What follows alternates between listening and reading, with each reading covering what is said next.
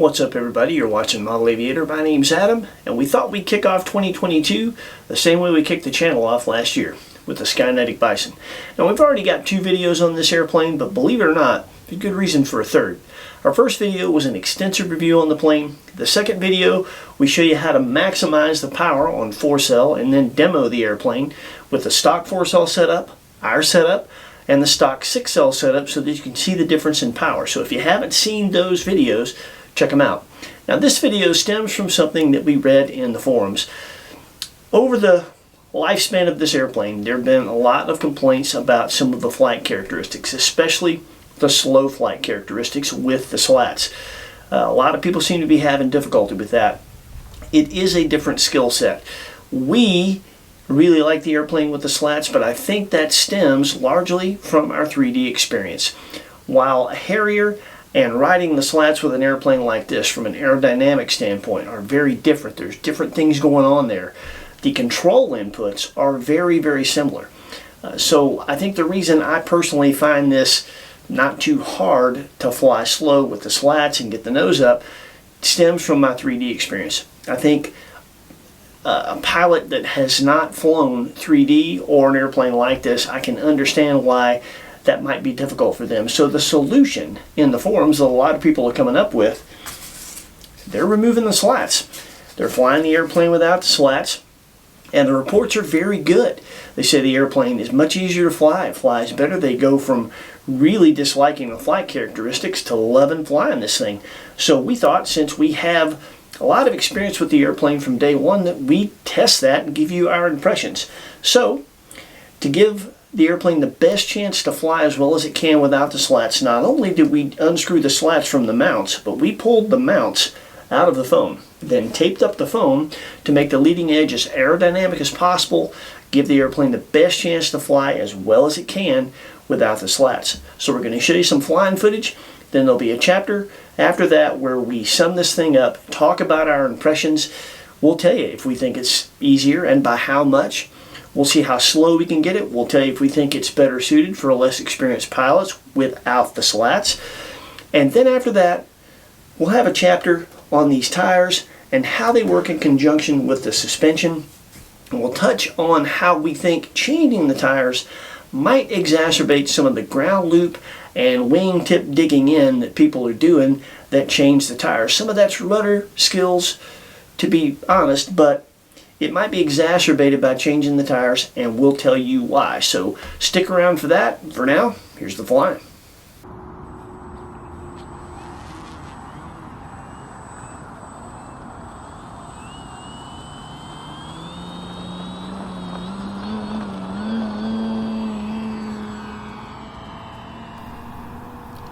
Other than adjusting tire pressure, nothing about the setup without the slats changed from the one we used in our original video with them.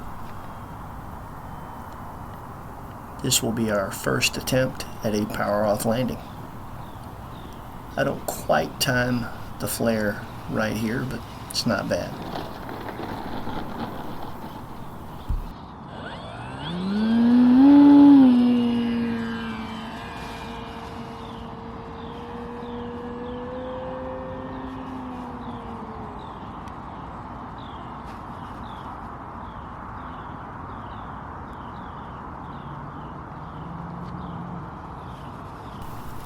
Another power off landing here, and plenty of margin to flare correctly this time.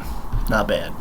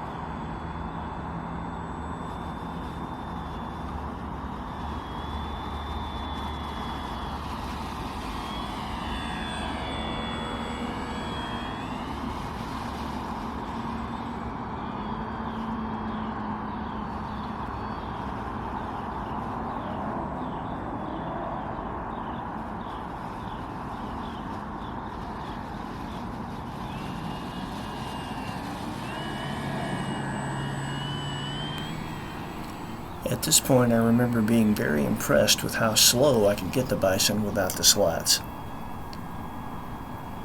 It still requires some pretty advanced stick inputs to get it this slow without the slats, but it is easier than getting it as slow as you can get it with them.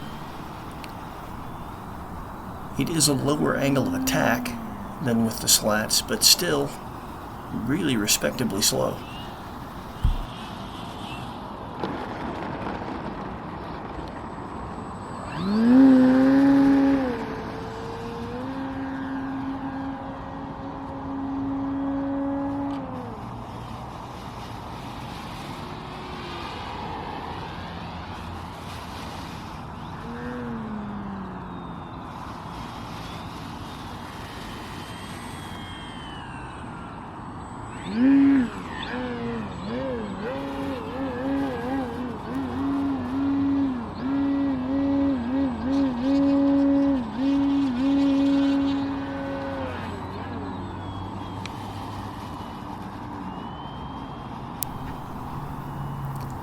Here we're going to come in straight at us, getting it pretty slow. I porpoise quite a bit.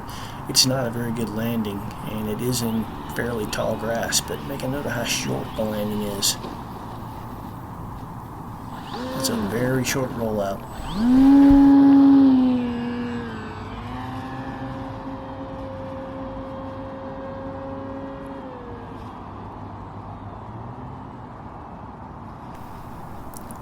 This is another power-off approach to landing, this time with no flaps. It extends the glide ratio quite a bit, which makes sense. Without the drag of the flaps, you could play around with this and kind of bring the flaps in later if you wanted.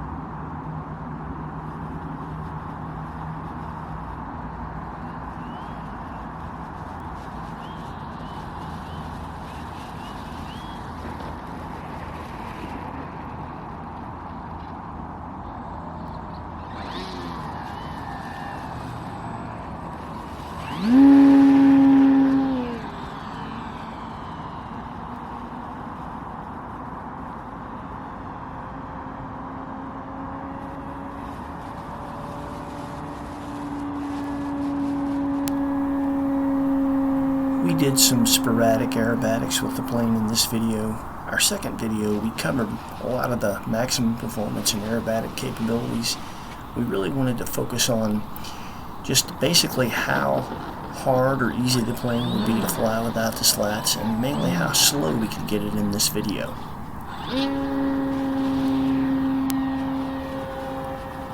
Taking the slats off has no adverse effect on the aerobatic capability of the plane. If anything, it'll be a bit more aerobatic without them.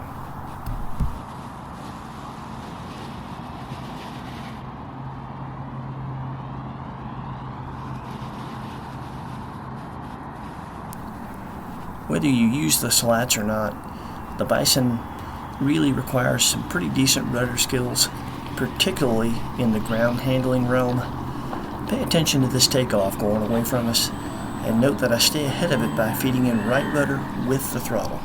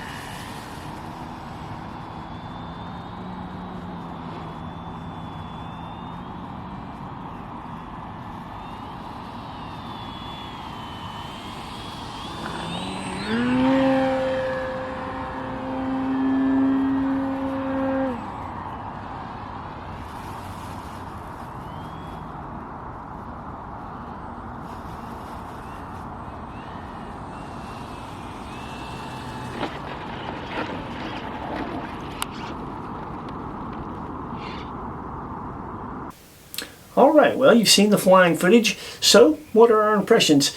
The biggest lingering question is the plane easier to fly without the slats than it is with them?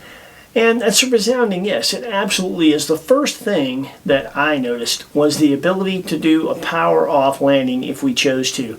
There was a couple times in the video that we pointed out power-off landings, and that's something that with the slats you pretty much can't do with much success at all with this airplane. It really sinks heavily with the slats. You have to have power to bring it in good. If you did a power off landing with slats, you'd have to come in at a very steep angle. You'd have one pull to get it right, and if you misjudge that pull, it'd probably be a crash. You're actually able, with a lot more margin for error, to land the airplane power off, so that's really saying something. Now, it is by no means a floater still.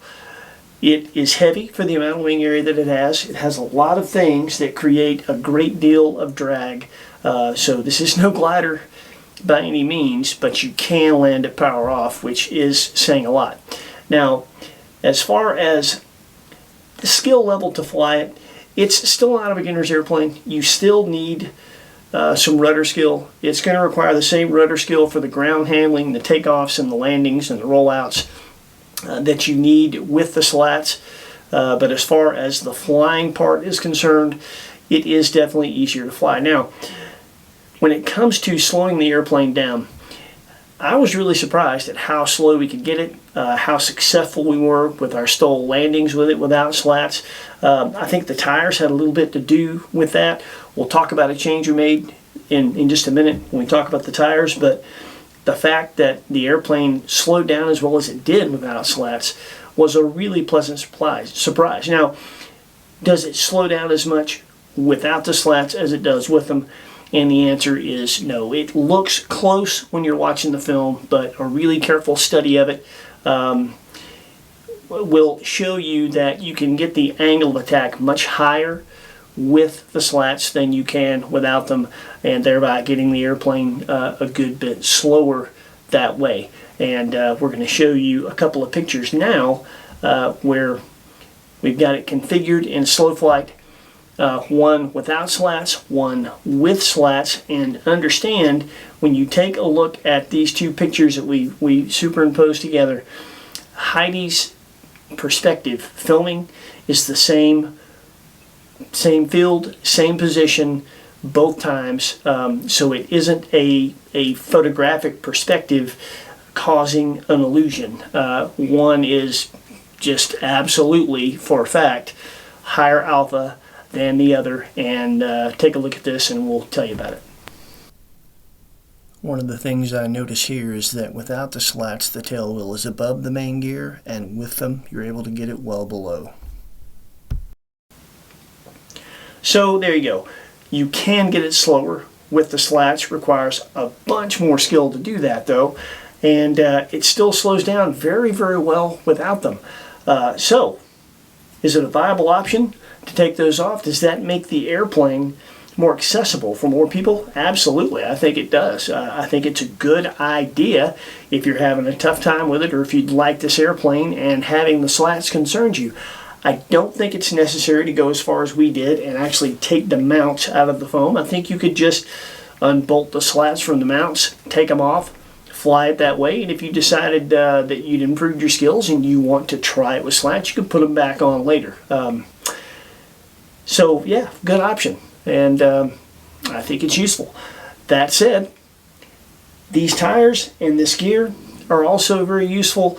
If you'll watch the next chapter, we'll tell you why. Alright, let's talk about these tires for a minute. These are a pain to get together. It is a new skill set. It took me an hour to figure out how to get these things to seal. I had to submerge them in water, squeeze them, see where the bubbles were coming out, add some glue to get them sealed up. It is probably a 10-minute job for somebody that knew what they're doing. I didn't, so I had to figure it out. I think a lot of people are giving up on this and just replacing the tires, and I'm going to give you a couple of reasons why I think you shouldn't do that, and we'll show you some footage, maybe proving my point. The first thing is that you have to understand is these are adjustable. You can put your valve from your pump in here without the pump, squeeze the tire and let air out. You can of course put it in there on the pump, add air. So you can get these as flat or as firm as you want once you figure out how to get them together. You don't have that option with other tires. So some of the people that are replacing them, you're always going to be replacing them with something much harder than this. This, much harder. This is a Kavan or Kavan, whichever you prefer. It's pliable, but still very hard compared to this. This is the best that we've seen up until these. This is a Dubro. This is a lot more pliable, but this is with no air. And with no air, even though it is pliable, it's not as pliable as this, and you don't have the adjustability. This is no air in this tire. And it's rigid enough with no air in it to support the weight of my 13.5 pound Hanger 9 carbon cup. So that's saying something. You can only go from fairly firm to even harder. With these, you can go as flat or as firm as you want. And the advantage of that is two things. The first thing is, when you run these pretty flat, you create a lot more friction, you have a much bigger contact patch, and you can get the airplane in a STOL landing to roll to a stop much faster than you can when they're firmer. And we'll show you some footage of that. Check this out. Once we get it on the ground with the tires flatter, it seems almost as if brakes are being applied. That's just a few plane lengths.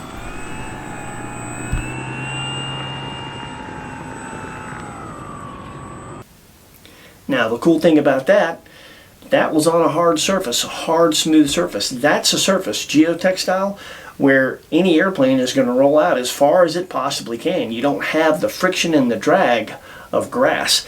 So if flattening these tires can get you that quick of a stop on a smooth surface, imagine what it can do for you on a surface that's helping you stop fast. Really good advantage to STOL landings there with these particular tires. And the other thing is ground looping and digging in a wingtip. I think some of the rocking problems that people are having with this thing, take a look at what this tire does working in conjunction with the suspension. You see how the tire takes some of the force and the spring and the suspension takes the rest of it. When you put a hard tire on there, the tire is not really doing anywhere near as much of a part, an integral part of the suspension as this is. And then once you bottom this out, there's only one place for that wingtip to go from there. And you're going to get to that place a lot faster with a harder tire than you will with these. So if you're having ground looping issues and you're digging your wingtip in, the hard tires might exacerbate that. You want to figure out how to use these. So check out this landing where I land the airplane on one tire before the other, and you see the rocking motion, but you see I still don't come close to digging in a wingtip. I'm on the rudder, to be fair, but also to be fair, the tires are doing their half of the suspension job. Check this out. We're going to show you two here. This one's in slow-mo. This is the one where I porpoised. This is a bad landing. I hit one side first with a lot of momentum, and notice you still don't hit a wingtip.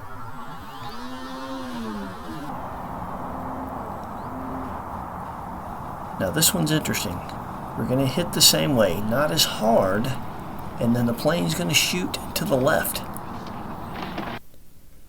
Now, I stayed behind it on purpose to let the airplane move to the left. It's going the same speed that it did in a video I saw where the guy scraped his wingtip. It is the lateral give of these tires that keep us from doing that in this instance. And here we do a donut and still no wing scrapes. So there you go. That's why my personal opinion, based on the experience I have with the airplane, is that it is well worth your time to figure out how to get these things together like we did, because there are a lot of advantages to having them on there. We hope that you enjoyed our first video of 2022. We hope this was helpful for you. Please like, comment, and subscribe, and we'll see you next week, as always, with something cool with wings.